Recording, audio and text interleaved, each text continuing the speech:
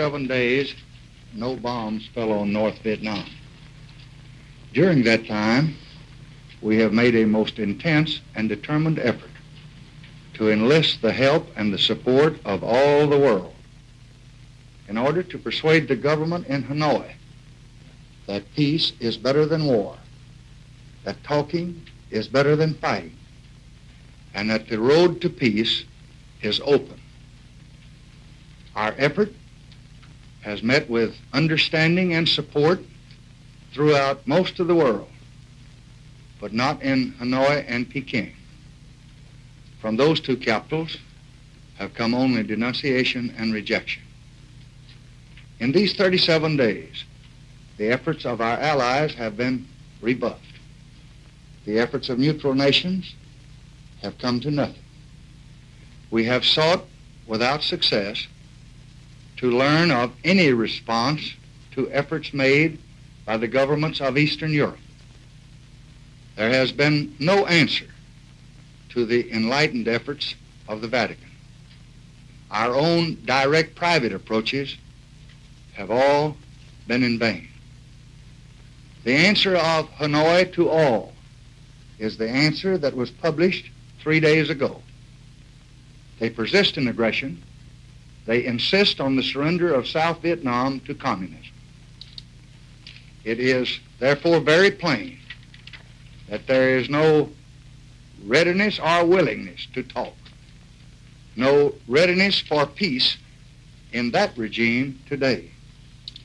And what is plain in words is also plain in acts.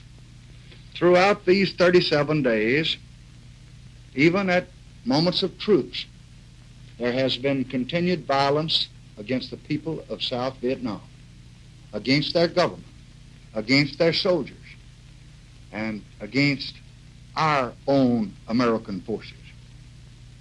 We do not regret the pause in the bombing. We yield to none in our determination to seek peace. We have given a full and decent respect to the opinions of those who thought that such a pause might give new hope for peace in the world. Some said that 10 days might do it. Others said 20. Now we have paused for twice the time suggested by some of those who urged it.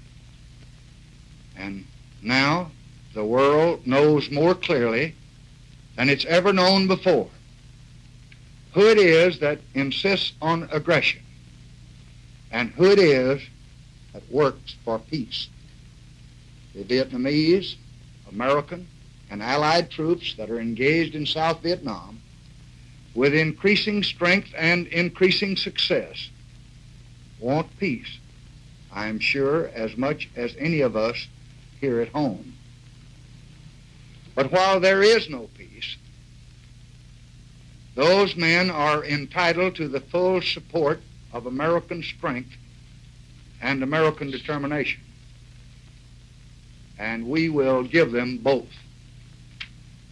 As Constitutional Commander-in-Chief, I have, as I must, given proper weight to the judgment of those, all of those, who have any responsibility for counseling with me or sharing with me the burdensome decisions that I am called upon to make. The distinguished Secretary of State, the Secretary of Defense, my National Security Advisor, and America's professional military men represented by the Joint Chiefs of Staff.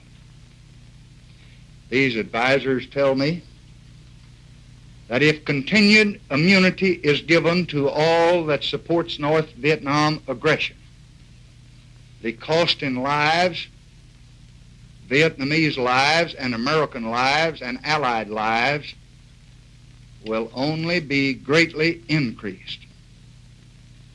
In the light of the words and actions of the government in Hanoi for more than 37 days now, it is our clear duty to do what we can to limit these costs.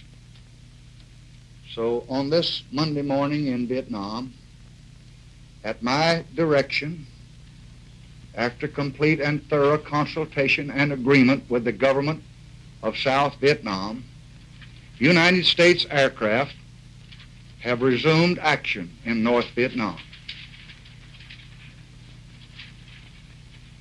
They struck the lines of supply which support the continuing movement of men and arms against the people and the government of South Vietnam. Our airstrikes on North Vietnam from the beginning have been aimed at military targets and have been controlled with the greatest of care. Those who direct and supply the aggression really have no claim to immunity from military reply.